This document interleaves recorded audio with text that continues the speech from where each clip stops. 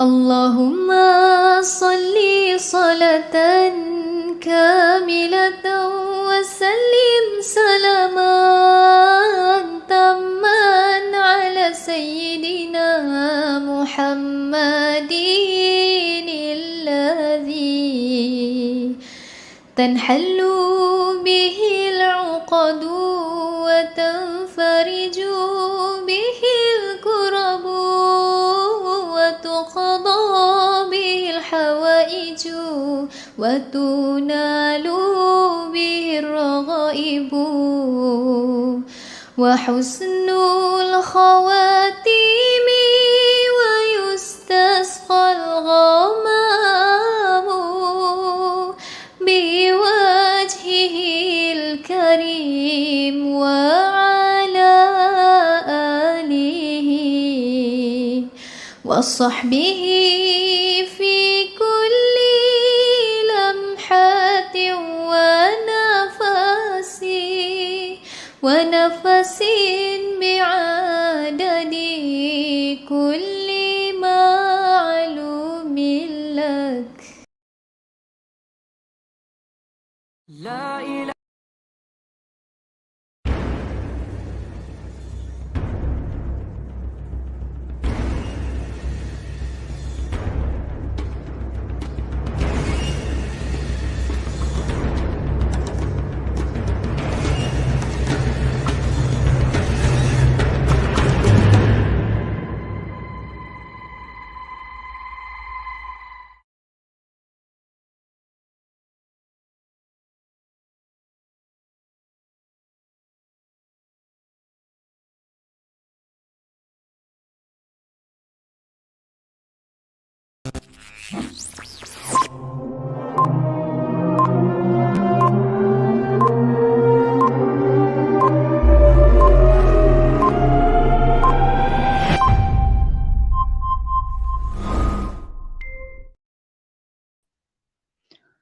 Assalamualaikum warahmatullahi ta'ala wabarakatuh.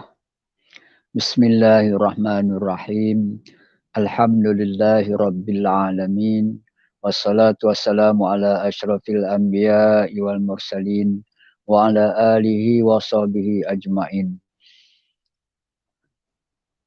Subhanaka la ilma lana illa ma'allamtana innaka antal alimul hakim.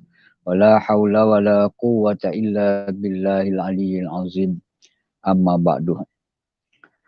Apa khabar tuan-tuan, para pendengar yang dirahmati Allah Subhanahu wa taala.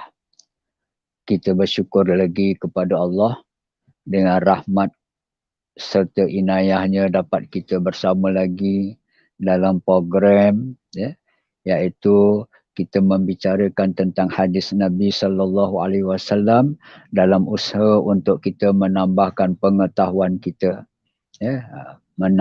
meningkatkan lagi ilmu pengetahuan kita agar amal-amal yang kita lakukan ini akan memberi manfaat untuk kehidupan kita di dunia dan di akhirat. Jadi para pendengar yang dirahmati Allah Subhanahu wa taala, kita masih lagi mengkaji, merujuk kepada kitab ringkasan Riyadhus Shalihin. InsyaAllah mudah-mudahan apabila kita selalu mendampingi kitab-kitab para ulama kita, mudah-mudahan kita akan mendapat barakah daripada ilmu-ilmu yang mereka curahkan kepada manusia melalui penulisan-penulisan mereka. Jadi kita membicarakan lagi tentang hadis yang berkaitan dengan kelebihan membaca Al-Quranul Karim. Kelebihan membaca Al-Quranul Karim. Jadi dalam kitab tersebut, maka banyak hadis-hadis Nabi yang dinukilkan ke dalam buku ini untuk memberitahu kepada kita tentang kebaikan apabila kita membaca Al-Quran. Jadi seperti mana pertemuan kita yang lalu, iaitu pada siri yang kedua, tentang satu hadis Nabi yang telah pun kita lihat. Bagaimana kata baginda Nabi, khairukum man ta'allamal Qur'an fa'wa'allamahu. Sebaik-baik di kalangan kamu orang yang mempelajari ilmu Al-Quran serta mengajarkannya. Jadi kita dah kupas tentang hadis tersebut. Hari ini tuan-tuan yang dirahmati Allah, kita melihat lagi hadis yang kedua,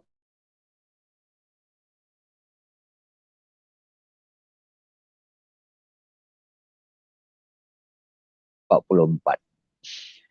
Jadi dalam kitab tersebut dinyatakan Imam Muslim meriwayatkan daripada Abu Umamah radhiyallahu anhu dan beliau berkata, jadi Imam Muslim telah meriwayatkan hadis ini, yang hadis ini datangnya daripada Abu Umamah. Kata Abu Umamah radhiyallahu anhu, sami'tu Rasulullah sallallahu alaihi wasallam yaqulu iqra'ul Qur'an fa innahu ya'ti yaumal qiyamati syafi'an li ashabih. Apa maksudnya tuan-tuan?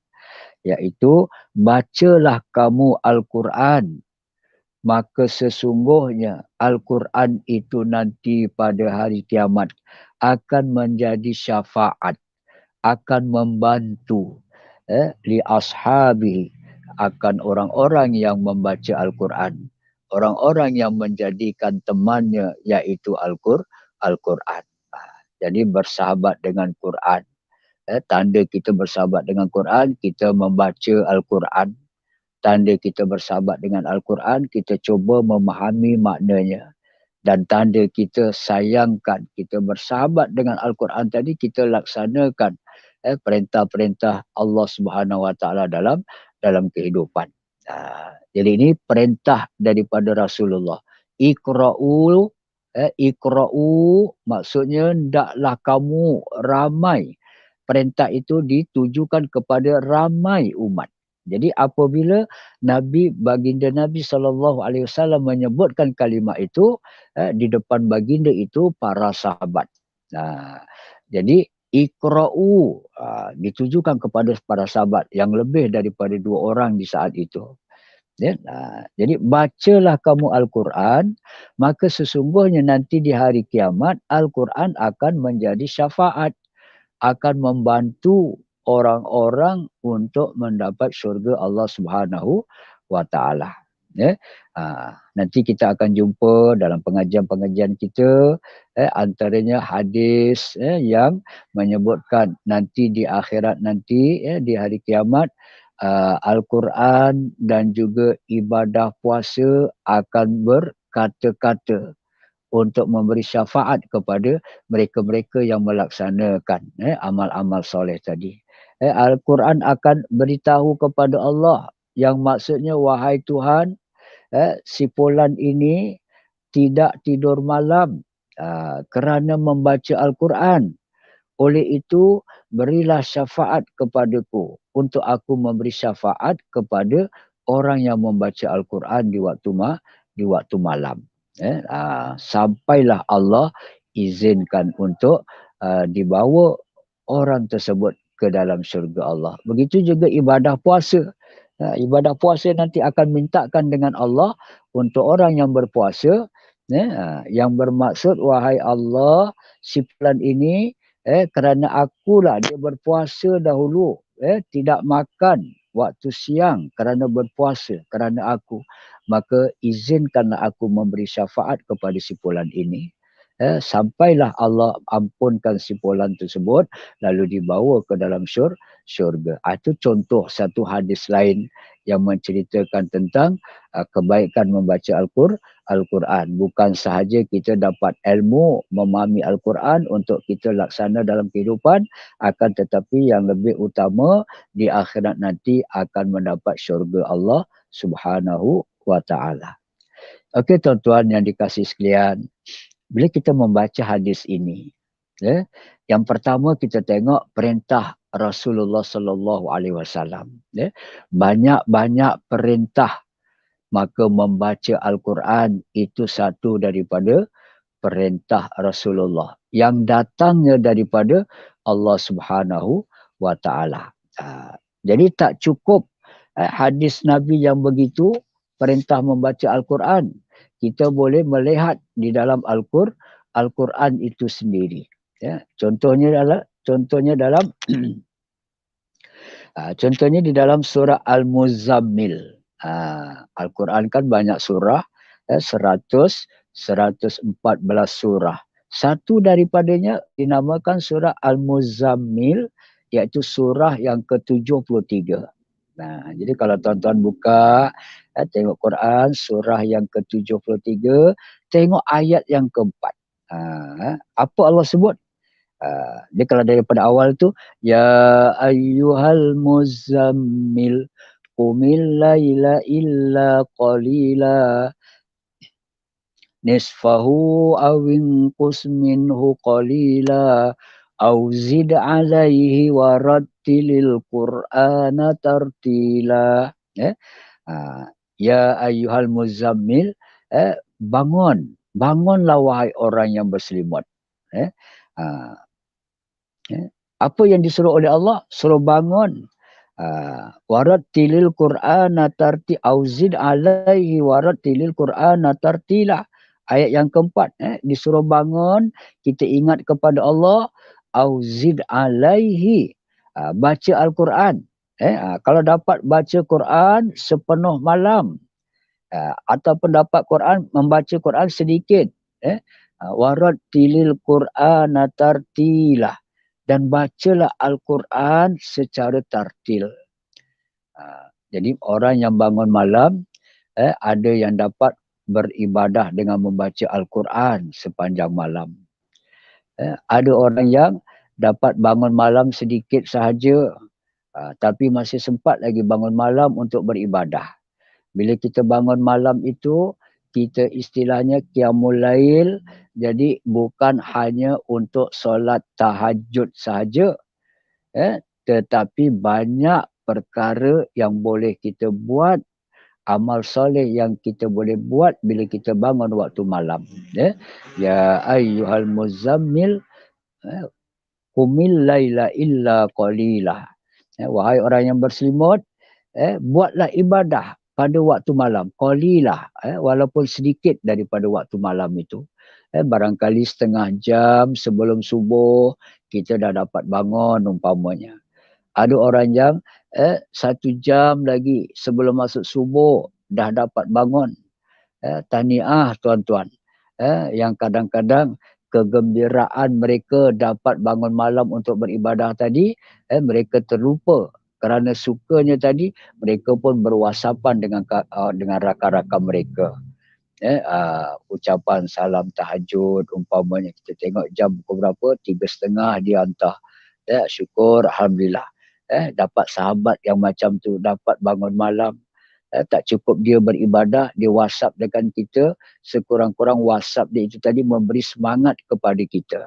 Kita sangka baiklah, memberi semangat kepada kita untuk bangun malam untuk beribadah. Jangan pandang yang negatif. Ada orang yang memang tak berapa suka. Nanti sangkaan buruk. Dah bangun malam beribadah ajalah. Tak payahlah WhatsApp beritahu salam tahajud apa umpamanya kan. Ada yang sangka buruk kepada sahabat kita tadi tu. Nak tunjuk-tunjuk kononnya. Mungkin ada orang yang berpandangan begitu. Tapi kalau bagi saya, kita fikirkan yang positif. Tahniah lah.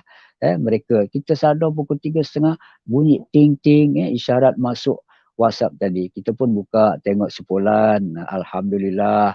Kawan kita ni rajin bangun malam. Sekurang-kurangnya jadi motivasi untuk kita. Jangan kita sangka buruk kepada orang tersebut. Mungkin kita kata dia tu nak riak ke, nak tunjuk-tunjuk dan sebagainya. Wal-iyazubillah.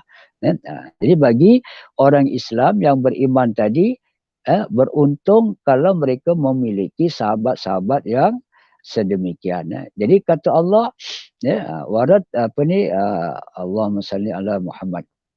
Ayat yang keempat tu, auzid alaihi, ataupun beribadahlah lebih sedikit. Waktu malam itu kita ambil masa yang lebih sedikit untuk beribadah. Buatlah apa-apa ibadah. Dan kata Allah tadi dalam Quran, warattilil Qur'ana tartila. Dan bacalah Al-Quran dengan tartil, dengan adab-adab peraturannya kita jaga, insya-Allah. Itu dalam surah Al-Muzammil, perintah supaya membaca Al-Quran. Jadi Al-Quran boleh dibaca waktu siang, waktu petang, waktu malam, insya-Allah. Tapi yang paling afdal itu di waktu malam, kerana di waktu malam ini keadaannya yang sunyi dan manusia pun kadang-kadang tidak nampak apa yang kita buat, jadi dapat menyelamatkan daripada perasaan riak, dan sebagainya. Tapi ada orang yang tak dapat nak bangun malam, ya. Tetapi mereka masih dapat membaca Quran di waktu siang. Selepas solat waktu, dia dapat membaca Quran, 2 muka surat umpamanya dan sebagainya. Jadi pilihlah bagaimana pelaksanaan kita untuk membaca Al-Quran yang disarankan oleh baginda Nabi SAW, yang dipetik daripada ayat-ayat Al-Quran, contohnya dalam surah Al-Muzammil ayat yang keempat. Ya. Kemudian dalam surah yang sama, dalam ayat yang ke-20 pula, apa kata Allah?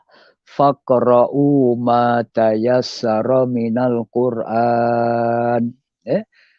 Maksudnya, bacalah kamu apa-apa yang mudah di dalam Al-Quran. Bacalah kamu ayat-ayat yang mudah di dalam Al-Quran. Sama ada nak ambil surah-surah pendek, ataupun kita mengambil surah-surah yang panjang. Jadi galakkan. Allah menggalakkan kita supaya membaca Al-Quran. Tak dapat nak baca penuh satu surah pun, ambillah beberapa ayat barangkali yang mudah kita capai. Tak cukup kita baca 1-2 ayat tadi, kita cuba kaji maknanya. Lihat tafsirannya, apa asbab nuzul ayat-ayat tersebut dan sebagainya. Itu antara aktiviti kita apabila kita bangun waktu malam. Tak cukup daripada itu, kita tengok dalam surah apa tuan-tuan? Surah Al-Ankabut, ayat yang ke-45. Ayat yang sangat cantik. Apa kata Allah? Allah berfirman, Utslu ma uhiya ilaika minal kitab. Bacalah kamu wahai Muhammad apa yang telah diwahyukan di dalam Al-Quran. Al-Quran itu artinya wahyu daripada Allah yang diturunkan kepada baginda Nabi SAW melalui malaikat Jibril alaihi salam. Tempoh hari kita dah bicarakan juga ayat yang pertama diturunkan ialah 5 ayat dalam surah Al-Alaq, iaitu perintah amalan membaca Iqra bismi rabbikal ladzi khalaq, sehingga ayat yang kelima. Jadi dalam ayat surah Al-Ankabut ayat 45 tadi, Allah kata utslu, bacalah ma'uhiya ilaika, apa yang telah diwahyukan ke atas engkau, kepada engkau wahai Muhammad, minal kitabi, daripada isi kandung kitab Al-Quran. Jadi maknanya kita juga diperintahkan oleh Allah supaya membaca, dan tidak cukup membaca Al-Quran saja, bahkan kita membuat penelitian. Kita buat sedikit kajian. Semalam kita dah sebutkan, kita belajar tentang ulumul Quran, tentang ilmu-ilmu yang berkaitan dengan Al-Quran. Apa sebab ayat itu diturunkan? Ayat itu diturunkan di mana? Dan ayat itu diturunkan ketika situasi apa di saat itu. Itu antara keistimewaan Al-Quran, diturunkan dalam keadaan yang bersesuaian dengan waktunya. Jadi tuan-tuan, para pendengar yang dirahmati Allah Subhanahu Wa Taala, jadi Al-Quran ini tadi memainkan peranan yang penting. Bila Allah kata baca, bila Rasulullah menyatakan bacalah Al-Quran, maka kita yakin banyak ilmu yang akan kita dapati daripada pembacaan Al-Quran. Bila kita banyak ilmu, maka insya-Allah ilmu agama yang kita miliki insya-Allah akan membimbing kita menjadi insan yang baik, akhlaknya baik, cara berpakaiannya baik, cara pertuturannya baik, cara bermuamalah dengan orang lain juga baik. Jadi baginda Nabi kerana akhlaknya yang baik itu, maka disukai oleh para sahabat. Allah sendiri mengiktiraf baiknya akhlak Nabi. Bila Allah menyatakan kana khuluquhul Quran. Akhlak Rasulullah itu seperti mana yang terkandung di dalam Al-Quran. Jadi akhlak Nabi mulia. Allah yang didik Nabi. Allah yang mendidik Nabi menjadi insan yang mulia, memiliki akhlak yang baik, mempunyai semangat untuk melaksanakan syariat Islam dan sebagainya. Jadi orang yang membaca Al-Quran, insya-Allah itu adalah antara usaha kita untuk menjadi manusia yang baik akhlaknya, insya-Allah. Jadi baginda Nabi menyatakan Iqra'ul Quran, perintah kepada manusia umat Nabi Muhammad sallallahu alaihi wasallam. Baca Quran. Betapa ramai orang kafir yang membaca Quran. Akhirnya mereka mendapat taufik hidayah Allah, lalu dia mengaplikasikan ayat-ayat Al-Quran itu dalam kehidupan, bahkan kehidupan mereka lebih baik daripada sebagian orang Islam yang kadang-kadang yang dikatakan mu'allaf. Mu'allaf itu orang yang masuk Islam, asalnya bukan Islam. Dia jadi mu'allaf, masuk Islam, dia mengkaji ilmu tentang agama, akhirnya mereka lebih baik ilmu agamanya daripada sebagian orang Islam yang mewarisi Islam daripada keturunan ibu bapa mereka. Jadi kita di mana tuan-tuan? Pendengar yang dirahmati Allah. Kita lahir daripada ibu bapa, datuk nenek kita beragama Islam. Itu dikatakan Islam kita Islam baka. Bagaimana kualiti kefahaman Islam kita terhadap Al-Quran? Sejauh mana kualiti kefahaman kita terhadap hadis-hadis Nabi sallallahu alaihi wasallam? Jadi jika dibandingkan dengan sebagian mu'allaf tadi, maka ada mu'allaf yang lagi hebat kefahaman Islamnya daripada orang Melayu sendiri.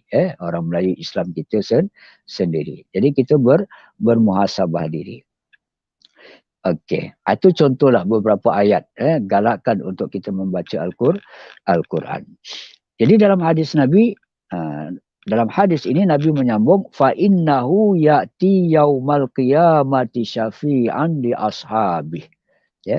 Sesungguhnya pembacaan Al-Quran itu akan memberi manfaat, iaitu di hari akhirat nanti dia akan memberi syafaat, pertolongan untuk si fulan untuk mendapat syurga Allah Subhanahu wa taala. Syafaat li ashabi. Orang-orang yang bersahabat dengan Al-Quran, mereka akan dapat syafaat, pertolongan daripada Al-Quran untuk mendapat syurga Allah Subhanahu wa taala. Okay, tuan. Jadi tengoklah dalam hadis yang Nabi sebutkan. Bukan Nabi sebut berkaitan dengan Al-Quran sahaja. Kalau kita tengok di situ disebut ada perkataan amar, fi'il amar, iaitu perintah. Perintah apa? Perintah membaca.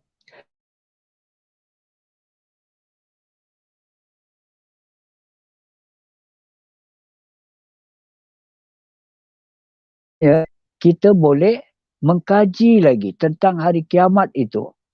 Ini masuk dalam bahagian akidah, bahagian tauhid. Dalam Quran, banyak surah-surah, banyak ayat-ayat yang menceritakan tentang hari kiamat. Jadi banyak-banyak surah yang Nabi suka baca ialah ayat-ayat yang ada kaitan dengan hari kiamat. Maaf tuan-tuan. Iza waqa'atil waqi'ah, contoh, apabila berlaku waqi'ah, hari kiamat. Jadi nama hari kiamat pun banyak. Nama Allah banyak, nama Rasul banyak, nama hari kiamat pun banyak. Nama syurga pun banyak, nama neraka pun banyak. Indahnya Islam. Banyak ilmu yang kita boleh dapat. Jadi hari kiamat ni artinya hari kebangkitan. Di mana manusia yang pernah hidup di atas muka bumi Allah akan dibangkitkan semula dalam satu alam, iaitu bermulanya nanti hari kiamat tadi tu, berlakunya hari kiamat, maka manusia akan dibangkitkan semula, dihimpunkan semula di suatu tempat namanya di padang mahsyar. Itu iza waqa'atil waqi'ah laisa liwaqa'atiha kazibah. Bila berlaku hari kiamat, hari kiamat itu pasti akan berlaku, bukan satu penipuan daripada Allah di dalam Al-Quran, tidak, pasti akan berlaku. Dahsyatnya peristiwa hari kiamat kalau kita mengkajinya, sehingga kan tahap wanita-wanita yang mengandung, kerana ketakutan suasana hari kiamat itu tadi, mereka melahirkan anak-anak itu tanpa disedari. Kerana suasana di saat itu sangat dahsyat, Masya Allah, dengan kuasa Allah. Jadi kita kena sedar juga. Kita kena sedar juga bila ulama-ulama kita hari ini, para pendakwa-pendakwa kita hari ini sudah mula membicarakan tentang tanda-tanda hari kiamat semakin hampir, dengan kajian ilmu falaknya, dengan kajian hadisnya digabung jalinkan, maka ada pendapat yang menyatakan dunia tidak akan mencapai kepada tahun 1500 Hijrah. Itu telah didedahkan kepada masyarakat. Ada pendapat yang menyatakan dunia tidak akan mencapai tahun 1500 Hijrah. Sekarang dunia disebut 1443 Hijrah. Tak akan capai 1500. Maknanya berapa puluh tahun saja lagi, tuan-tuan. Bagi kita yang mahu mengambil kesedaran, maka ada kesempatan lagi untuk kita melakukan ibadah-ibadah, melaksanakan syariat Islam, mengkaji tentang isi kandung Al-Quran untuk kita melaksanakannya dalam kehidupan. Kita belajar membacanya dengan qiraat yang betul, dengan qiraat yang sesuai hukum tajwidnya, dan kemudian kita cuba memahaminya, isi kandung Al-Quran. Jadi banyaklah ayat-ayat yang berkenaan dengan hari kiamat. Jadi sebelum berlakunya hari kiamat, tuan-tuan, kita ingat lagi satu peristiwa, satu peristiwa di mana malaikat Jibril alaihi salam datang kepada baginda Nabi sallallahu alaihi wasallam. Lalu Jibril minta Nabi terangkan, akhbirni anil Islam. Akhbirni anil iman. Beritahu kepadaku tentang Islam. Nabi sebutkan Islam itu dengan 6 rukunnya. 5 rukunnya. Kemudian malaikat minta akhbirni anil iman. Beritahu tentang iman pula. Rasulullah terangkan iman itu berkaitan dengan 6 rukun iman. Kemudian malaikat Jibril minta memberitahu, sebutkan tentang hari kiamat. Bila minta sebutkan hari kiamat, apa kata Nabi? Mal mas'ulu a'lamu minas sa'il. Tidaklah yang ditanya itu lebih mengetahui daripada yang bertanya. Maksudnya Nabi kita sendiri pun tidak mempunyai maklumat yang banyak tentang hari kiamat. Hanya sebahagian kecil saja. Jadi dalam kajian-kajian terhadap hadis-hadis Nabi itu, maka dapatlah kita ambil manfaatnya tentang tanda-tanda berlakunya hari kiamat. Jadi tanda hari kiamat itu kalau mengikut pengajian akidah kita terbagi kepada 2 tanda-tanda hari kiamat, iaitu dipanggil tanda yang kecil dan yang kedua dikatakan tanda-tanda yang besar. Jadi secara ringkas, tuan-tuan, bila kita buat kajian, di sana para ulama kita telah pun menyusunkan, antaranya dikatakan tanda-tanda kecil hari kiamat itu, tanda-tanda kecil dulu akan berlaku, barulah datangnya tanda-tanda besar hari kiamat. Jadi apa kata baginda Nabi SAW daripada hadis yang telah disebut oleh baginda yang mafhumnya, tanda-tanda kecil hari kiamat itu yang pertama, kewafatan Rasulullah sallallahu alaihi wasallam. wafatnya Rasulullah itu satu daripada tanda kecil hari kiamat sudah hampir. Khatamul anbiya wal mursalin. Lepas kewafatan Rasulullah tidak ada rasul lagi, tidak ada nabi lagi. Itu sebagai tanda kecil dunia dah tak panjang. Yang kedua, akan timbul pelbagai bencana alam seperti letupan gunung berapi, gempa bumi. Ini juga termasuk tanda-tanda kecil. Kita lihat ke negara sebelah kita, Indonesia, antara negara yang banyak Allah beri ujian kepada mereka, letupan gunung-gunung berapi.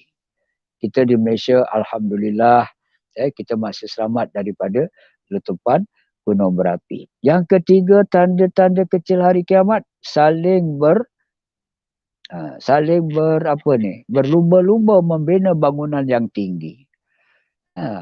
Negara membina bangunan-bangunan yang tinggi, berlumba-lumba. Itu kalau kita tengok menara jam yang dibuat di Makkah, kalau kita kaji yang terakhir ini kan menara yang tinggi, arkiteknya tadi sebahagiannya daripada orang kita, orang Melayu Malaysia kita. Yang berjaya membina menara jam itu dekat Makkah. Tapi di sebalik itu, itulah tanda-tanda yang Nabi sebut. Manusia berlumba-lumba membina bangunan yang tinggi-tinggi. Manusia ni maknanya pihak kerajaan lah. Pihak kerajaan. Sehingga mereka dapat mencatatkan bangunan yang paling tinggi di Asia, bangunan apa. Termasuklah menara kembar Petronas itu antara yang termasyhur daripada negara kita. Jadi tanda hari kiamat semakin hampir, manusia berlumba-lumba membina bangunan yang tinggi. Seterusnya yang keempat, banyaknya berlaku pembunuhan. Banyak berlaku pembunuhan. Tak kiralah pembunuhan itu melalui peperangan ke ataupun jenayah ke dan sebagainya. Seterusnya, orang yang baik berkurang, orang yang jahat bertambah. Ini juga tanda-tanda kecil. Tanda-tanda kecil hari kiamat hampir tiba. Orang baik sedikit, orang jahat banyak. Siapa orang yang baik, tuan-tuan? Bukalah Quran. Innallaha yuhibbul muhsinin. Allah suka orang-orang yang baik-baik. Kalau kita tak mengkaji Al-Quran, kita anggap orang yang suka tolong orang itu satu contoh orang yang baik-baik. Terus kita katakan orang yang suka tolong orang itu orang yang baik. Tapi dalam Islam tidak begitu. Semata-mata dengan pertolongan itu sudah dikatakan yang baik.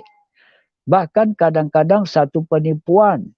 Manusia berpura-pura melakukan kebaikan. Tetapi hakikatnya mereka musuh Allah.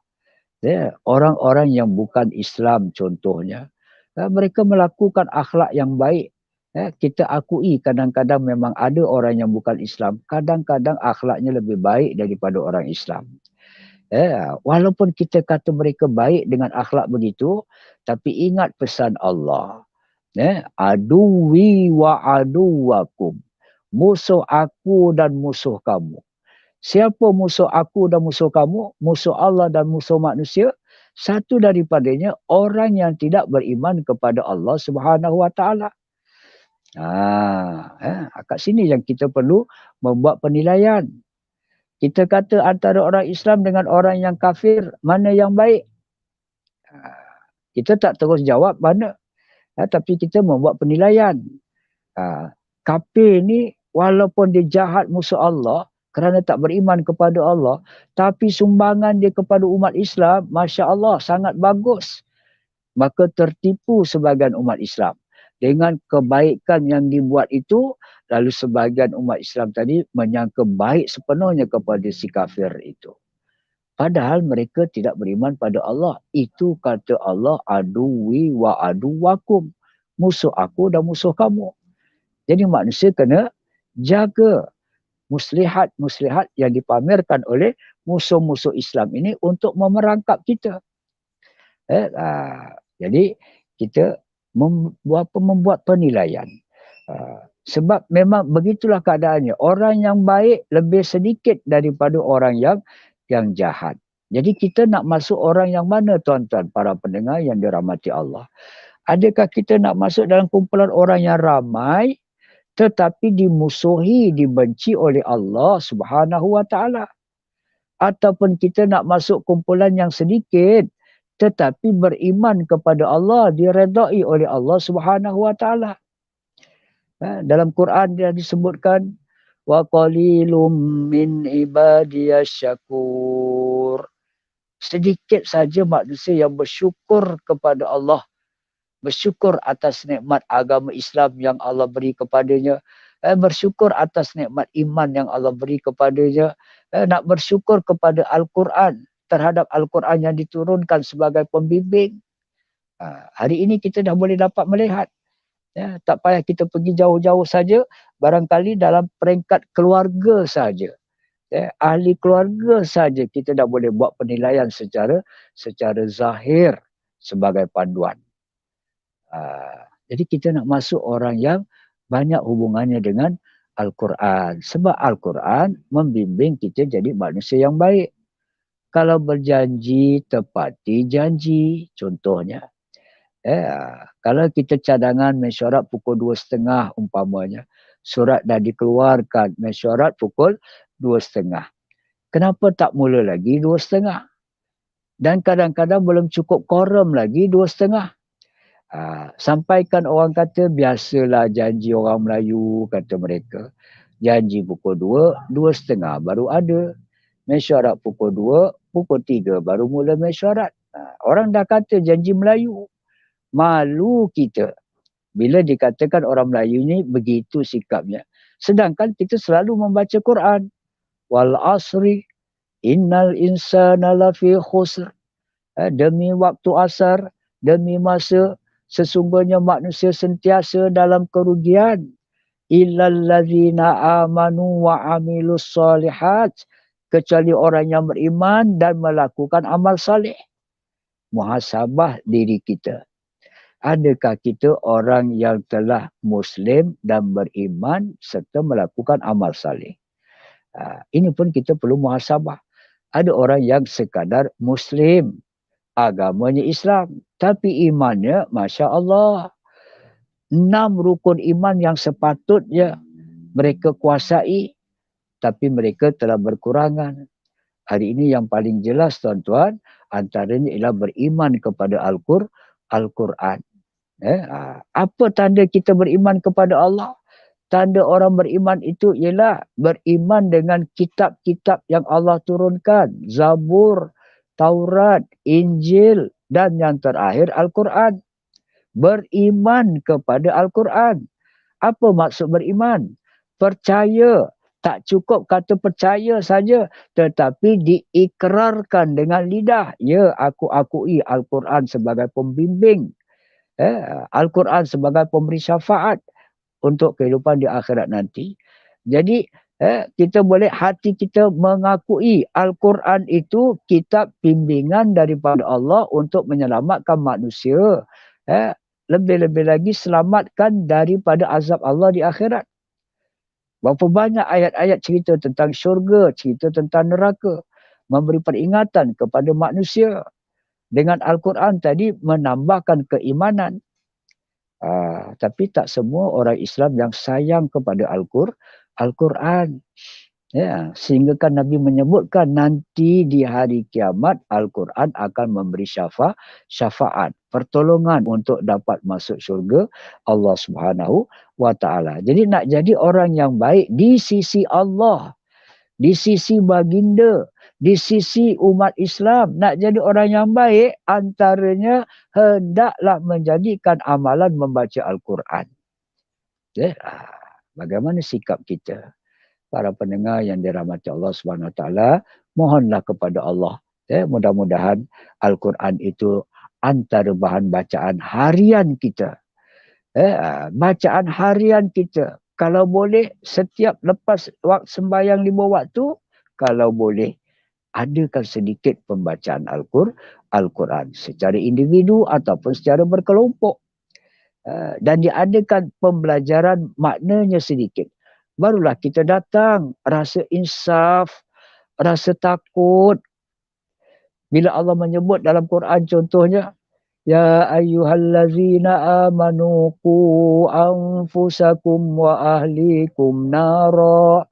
Wahai orang yang beriman, jagalah diri kamu dan ahli keluarga kamu daripada api neraka.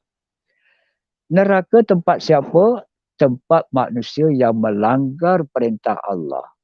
Yang melakukan larangan Allah. Banyak larangan Allah. Dalam Al-Quran ada 1000 ayat larangan-larangan Allah. Ada 1000 ayat perintah-perintah Allah. Bila laksana perintah, masuk syurga. Lakukan larangan Allah, masuk neraka. Termasuk dalam surah An-Nur umpamanya ayat 32, 33. Bagaimana etika berpakaian bagi wanita-wanita Islam. Kita bangga di Malaysia, jutaan penduduk Malaysia. 60% insya-Allah beragama Islam.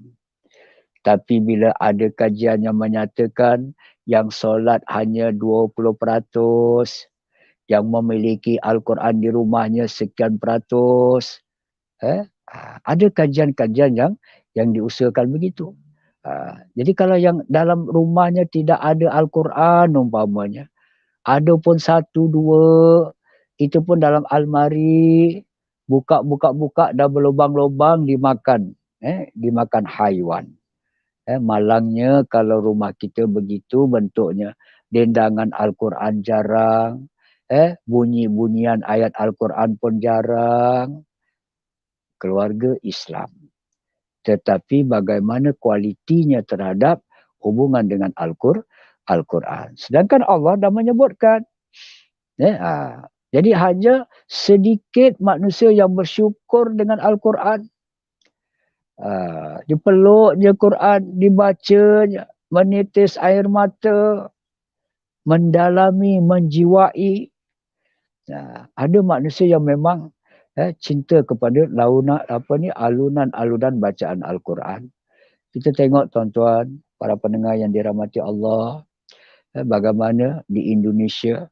Cubalah kita pergi YouTube, typekan di situ Qari'ul Quran. Ada yang daripada kecil lagi bacaan Al-Qurannya sangat hebat. Adik Syukri umpamanya, tengok macam mana bacaan dia. Boleh berduet pula membaca Al-Quran. Bukan menyanyi saja, berduet. Membaca Quran, berduet. Ada yang pasangan suami isteri, Allahu Akbar. Kita bagaimana suami isteri? Sejauh mana kemampuan kita hebatnya membaca Quran? Membaca dalam bahasa Inggeris, kita okey sebahagian masyarakat kita. Tapi tak lumba-lumba suami isteri. Malu aku nak baca Quran kuat-kuat. Isteri aku bacaannya lebih baik. Hanya sekadar perasaan malu. Tetapi tidak mahu memperbaiki. Itu tadi. Cerita tanda kecil hari kiamat itu. Orang baik semakin sedikit berkurangan. Orang yang jahat semakin ramai. Jadi jangan sampai kita tak boleh memahami jahat dan baik itu. Yang dikatakan baik itu berkaitan dengan ayat tadi, wallahu yuhibbul muhsinin. Allah sayang, Allah suka orang-orang yang baik. Kaji Al-Quran. Siapa sifat-sifat orang yang baik-baik itu? Banyak disebutkan dalam Al-Quran. Antaranya, sampaikan Allah menyebutkan orang yang melakukan maksiat. Dia melakukan maksiat, tiba-tiba dia teringat Allah Subhanahu Wa Taala, lalu dia cepat bertaubat. Satu lagi sikap orang yang baik itu, orang yang bila sudah buat dosa cepat bertaubat. Itu ciri yang kedua, orang yang baik-baik. Selain daripada termasuklah dalam surah Al-Mu'minun, qad aflahal mu'minun allazina hum fi salatihim khashi'un. Berjayalah orang-orang mukmin dapat syurga Allah tadi. Siapa dia orang mukmin yang dapat syurga Allah? orang yang sembayangnya khusyuk, dapat memberi penumpuan terhadap solatnya. Wallazina hum 'anil lagwi mu'ridun, dan orang yang meninggalkan perkara yang sia-sia. Apa lagi tuan-tuan? Wallazina hum lizakati fa'ilun, orang yang mengeluarkan zakat. Wallazina hum li furujihim hafizun, orang yang dapat menjaga kemaluannya daripada terjebak dengan perzinaan, atau orang yang dapat menjaga maruahnya. Illa ma malakat aimanuhum fa innahum ghairu malumin. Panjang tu. Dalam surah Al-Mu'minun itu daripada ayat 1 hingga ayat 9 sudah disebut lebih kurang 7 sifat orang yang baik-baik. Termasuklah wallazina hum li amanatihim wa ahdihim ra'un, orang-orang yang menjaga amanah dan yang menunaikan janji.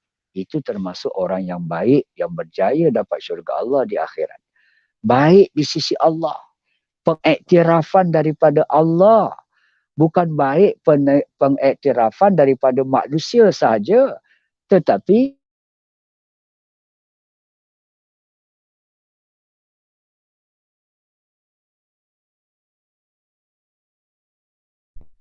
tidak semua umat Islam yang mencapai sepenuh Islamnya.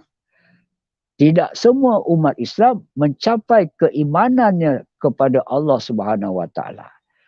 Jadi ada beza antara orang Islam dengan orang mukmin. Kalau orang mukmin ini ada peluang masuk syurga tanpa dihisap. Dulu pernah kita sebutkan satu hadis Nabi SAW di padang mahsyar, sebelum upacara menimbang menimbang pahala amal-amal yang baik dan jahat tadi, akan datang satu suara, ainal ladzi tatajafa junubuhum anil madaji'. Mana dia orang-orang yang di dekat dunia dulu mereka bangun malam untuk beribadah kepada Allah. Fayakumun, kata Rasulullah. Kumpulan itu bangun. Wahum qalil, bahkan mereka sedikit. Fa wayadkhulunal jannata bighairi hisab. Lalu mereka pergi ke syurga tanpa dihitung.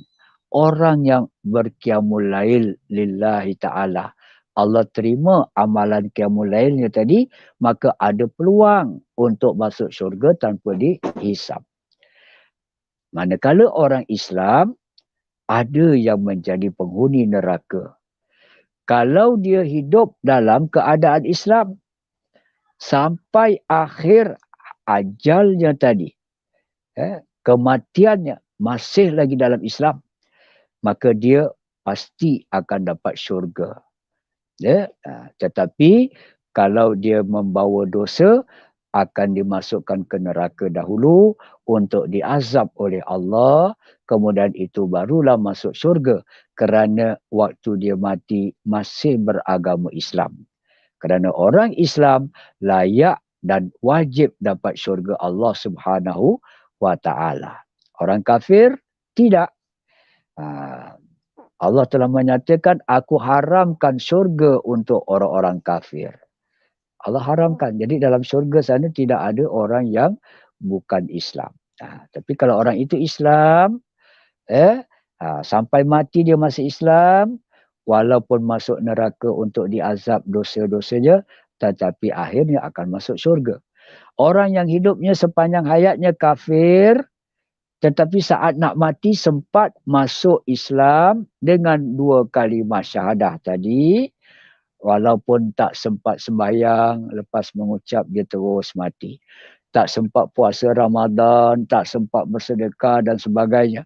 Tetapi Allah takdirkan hujungnya tadi dia mati dapat mengucap 2 kalimah syahadah, dia penghuni syurga kerana mati dalam keadaan Islam. Jadi bila Allah sebut dalam Al-Quran, Allah berfirman dalam Al-Quran, wala tamutunna illa wa antum muslimun. Nabi Ibrahim mengingatkan kepada anaknya, jangan kamu mati kecuali kamu berada dalam agama Islam. Jadi ayat ini menjadi pengajaran kepada kita tuan-tuan. Saat akhir kita nanti, itulah penentuan. Penentuan kita sama ada kita dapat syurga ataupun tidak. Kalau kita kekal dengan keimanan kepada Allah, tidak melakukan perbuatan syirik, tidak melakukan perkara yang mendatangkan, membawa kepada kemurtadan, mati kita dalam Islam, insya-Allah peluang besar untuk kita dapat syurga Allah. Jadilah orang yang baik-baik. Antaranya orang yang suka membaca Al-Quran dan cuba memahaminya supaya kita dapat laksanakan dalam kehidupan.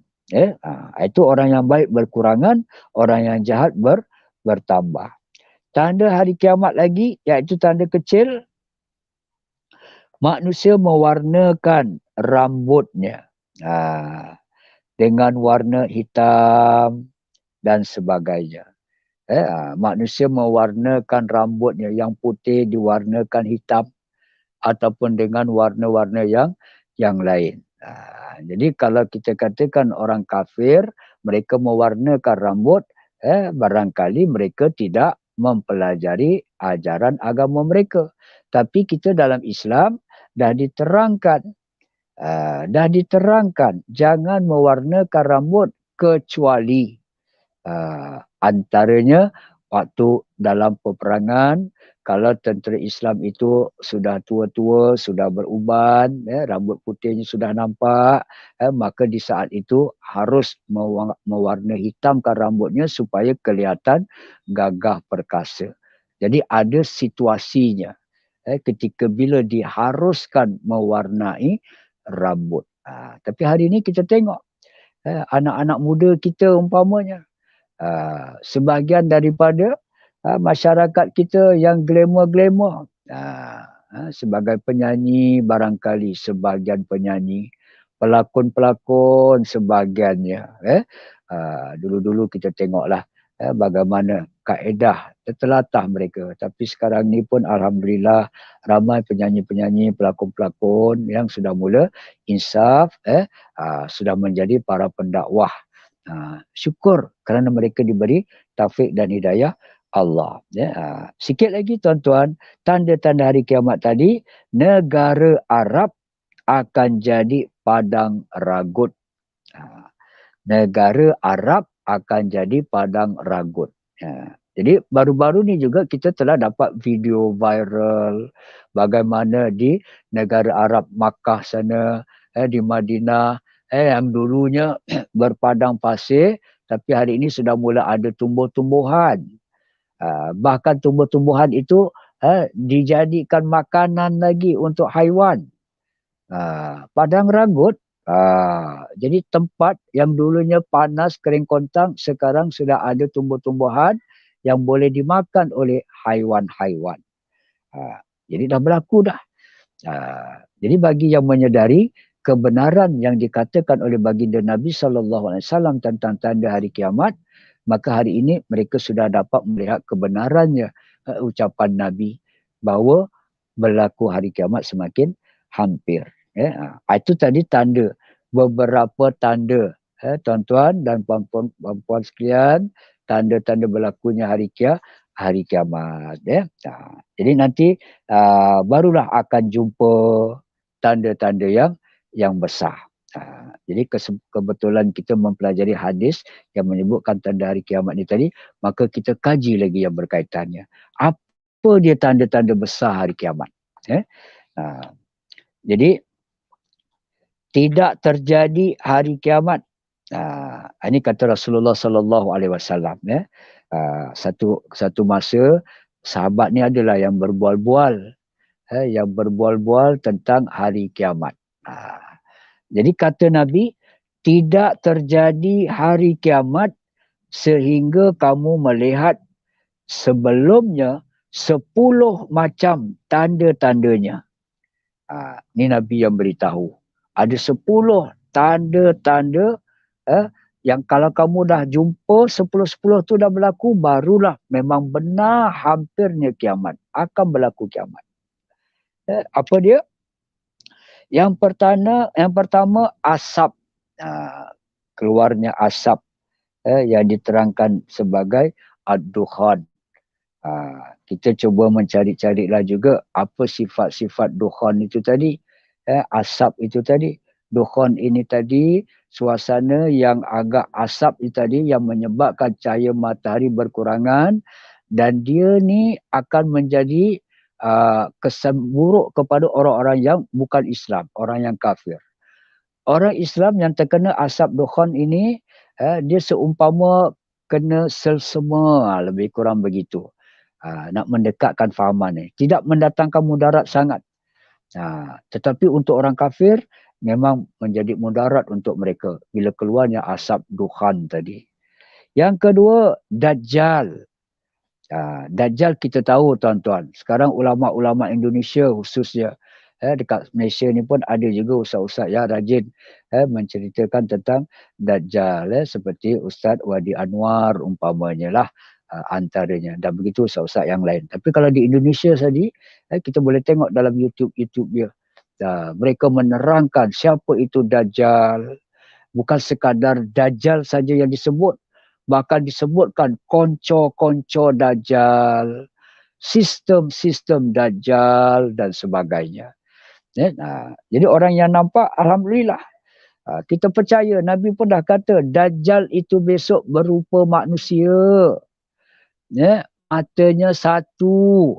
Ada yang kata memang matanya satu. Ada yang kata matanya dua tapi yang satu saja yang boleh nampak. Dulu kalau kita tengok cerita kalau Lanon-Lanon, Lanon-Lanon ni dia pakai muka dia tu mata yang hitam dia tutup dengan getah hitam. Jadi yang nampak satu je mata kiri. Itu zaman dulu punya cerita. Rupanya itu kita tahu tanda ataupun sifat Dajjal itu besok matanya satu, sama ada satu mata ataupun mata yang boleh melihat itu satu.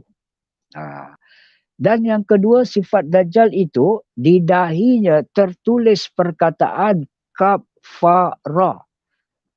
Kafara ni maksudnya engkar kepada Allah. Kalau kafir, orang yang engkar terhadap Allah. Orang yang engkar memeluk agama Allah. Orang yang engkar melaksanakan syariat Allah. Jadi orang kafir ini ada yang dari kalangan yang bukan Islam. Sebab mereka engkar beriman kepada Allah. Dan kafir juga ada di kalangan orang Islam yang tidak mahu melaksanakan perintah Allah. Contohnya kata Nabi, man taraka salata muta'ammidan faqad kafara jihara. Siapa yang meninggalkan solat dengan sengaja, maka sesungguhnya kata Nabi, mereka kafir dengan nyata. Nabi dah sebut dah. Jadi artinya orang Islam yang sengaja tinggal sembahyang, di saat itu mereka kafir, engkar terhadap perintah Allah. Orang Islam wajib sembahyang 5 waktu. Tetapi dia tak cukup 5 waktu. Di saat tak cukup itu, kafir dia terhadap perintah Allah. Cuba, kafir yang seperti ini tidak membatalkan akidah. Tetapi mereka akan diazab di neraka Allah. Tetapi akhirnya akan ke syurga juga. Tapi kalau orang beriman tadi, orang beriman dia tak akan melakukan perkara-perkara yang begitu. Sebab Nabi pun dah sebutkan dalam hadis, tidaklah orang beriman itu minum arak. Kalau waktu dia minum itu dia beriman. Jadi memang betul lah. Orang beriman dia tak akan minum arak. Dia tahu haram. Tapi kalau ada orang Islam minum arak, tak mustahil. Sebab imannya tidak begitu kukuh. Begitu juga rasuah. Tak sempurna Islamnya, imannya, kalau mereka mengamalkan rasuah. Begitulah kalau mendedahkan aurat, tak menutup aurat dengan sempurna umpamanya. Jadi kalau orang yang beriman tadi cukup keimanannya, dia tahu etika berpakaian. Bagi seorang wanita, kalau dia keluar rumah umpamanya, wajib tutup seluruh badan kecuali muka dan 2 tapak tangan depan belakang saja yang boleh diperlihatkan kepada lelaki ajnabi. Bagaimana isteri kita, bagaimana anak kita, bagaimana ibu kita dan sebagainya. Ini antara perkara yang kita kaitkan dengan ayat tadi. Ya ayyuhallazina amanu ku anfusakum wa ahlikum nara. Seorang suami kena beritahu keluarga etika berpakaian. Kalau mereka degil juga tak mau mengikut, tanggungjawab sendirilah besok. Suami sudah lepas menyatakan. Begitulah juga tugas-tugas yang lain. Itu satu contoh. Dalam Quran disebutkan etika berpakaian. Keluar rumah mesti pakai stokin yang tak nampak warna kulit. Tapi berapa ramai umat Islam keluar rumah senang, selesa, nampak tumit halus, nampak ibu jari, kaki-kaki comel. Yang comel, cantik-cantik. Yang bercagu, dahlah bercagu, buruk rupanya, dipertontonkan pada orang pula. Maaf tuan-tuan dan perempuan, para pendengar yang dirahmati Allah SWT. Kita cerita kebenaran. Kita cerita kebenaran apa yang ada dalam Al-Quran. Jadi itulah antara tugas pendakwah. Para pendakwah yang menyambung tugas baginda Nabi SAW. Tapi biasalah pendakwah yang cakap benar ni nanti akan dimusuhi. Orang mula tak suka bila kita cakap benda-benda yang benar. Wallahu a'lam. Wa qalilum min ibadiyas syakur. Sedikit saja hamba-Ku yang bersyukur kepada Allah. Lihat dalam surah An-Nahl ayat 78 contohnya tuan-tuan. Apa kata Allah?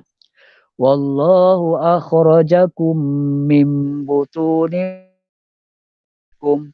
la ta'lamuna syai'an wa ja'ala lakumus sam'a wal absar wal af'idah la'allakum tashkurun.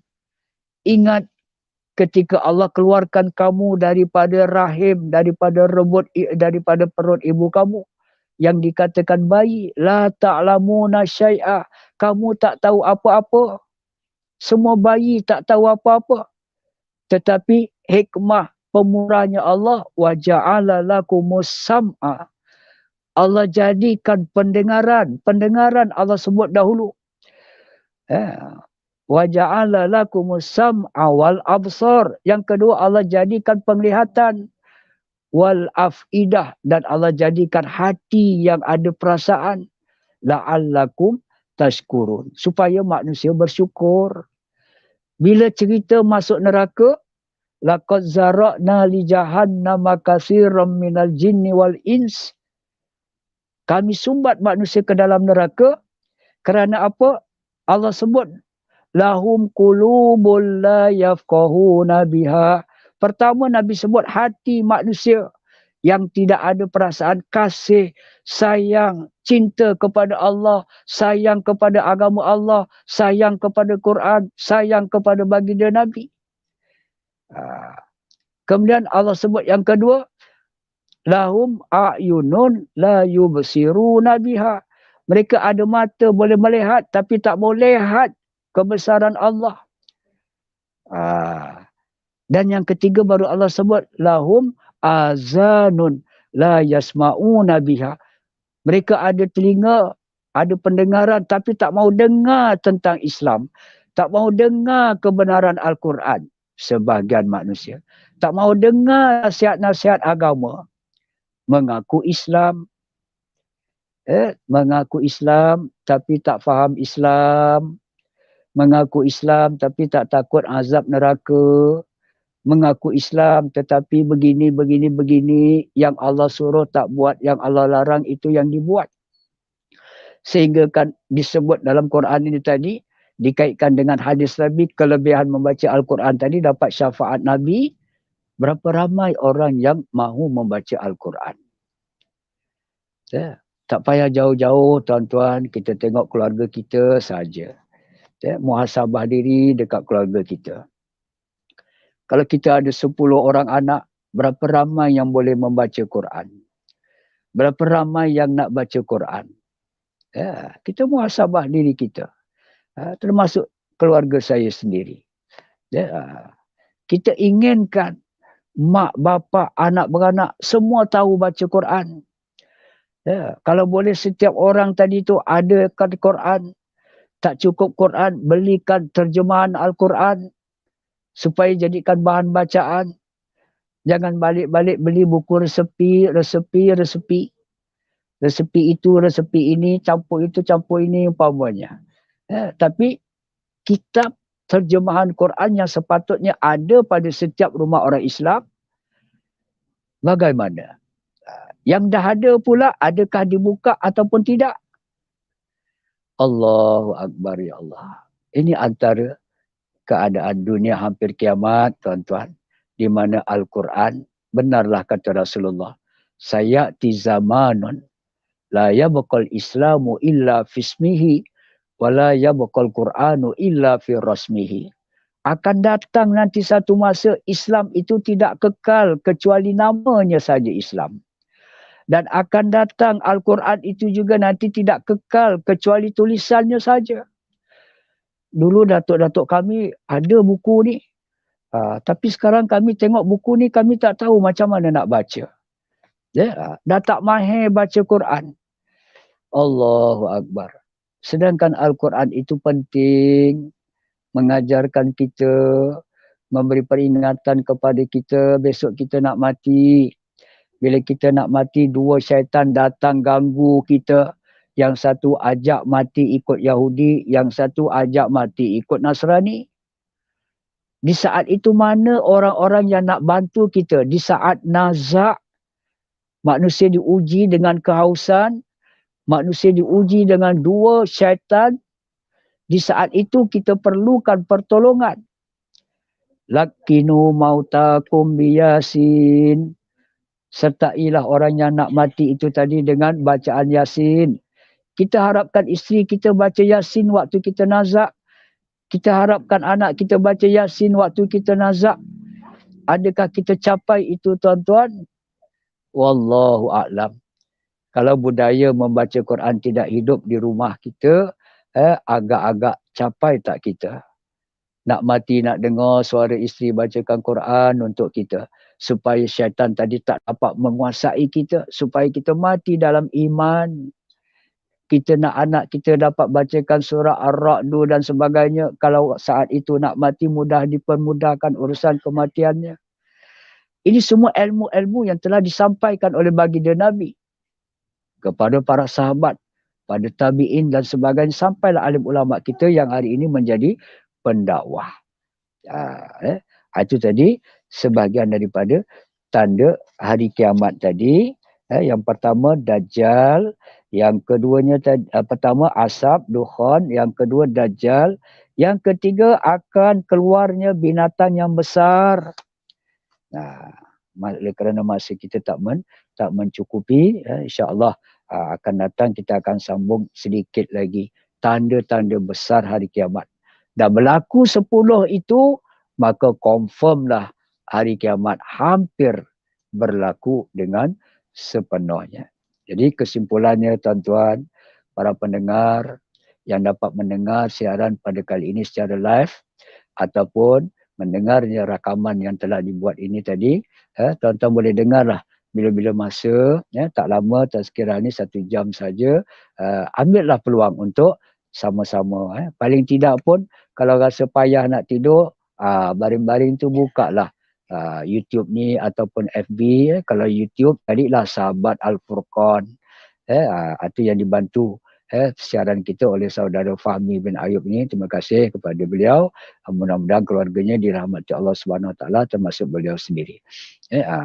Adakanlah masa untuk kita tak dapat nak mencari ilmu di masjid di surau lagi melalui siaran-siaran seperti ini. Jadi kesimpulannya, tuan-tuan, baru satu hadis Nabi yang kita lihat tadi, orang yang membaca Quran, bersahabat dengan Al-Quran, maka insya-Allah di akhirat nanti akan mendapat syafaat daripadanya untuk mendapat syurga Allah Subhanahu Wa Taala. Insya-Allah kita akan menyambung kembali dalam pertemuan yang akan datang. Assalamualaikum warahmatullahi taala wabarakatuh.